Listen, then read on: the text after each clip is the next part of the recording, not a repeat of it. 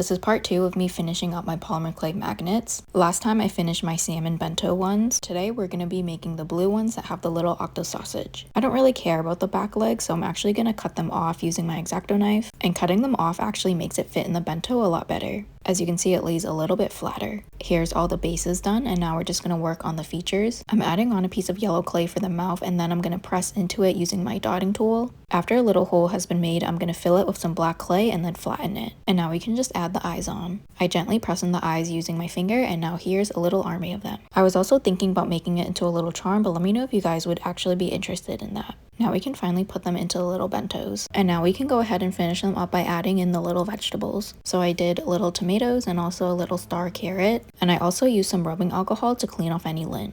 Adding in the vegetables is so satisfying to me because I feel like it's kind of like putting a puzzle together and seeing if it fits. For the tomatoes, it was trial and error because I made them too small at first, so I had to remake them about 3 times so it was the right size. Now we can just load them onto our baking tray and get them in the oven to bake. I bake mine at 230 for 20 minutes. So this is after it's done baking. As you can see, there's a big fat crease on the side, and we're just going to fix that real quick. I'm taking the same blue colored clay that matches the bento, and then I'm going to squish it into the crack, and then I'm carefully and gently smoothing it out using my finger. I like doing it after it's been baked so I don't end up deforming the entire bento box. I only do it for the ones that have a really noticeable crease. Now I'm throwing it back in the oven for another 20 minutes. I'm going to finish them in the next part.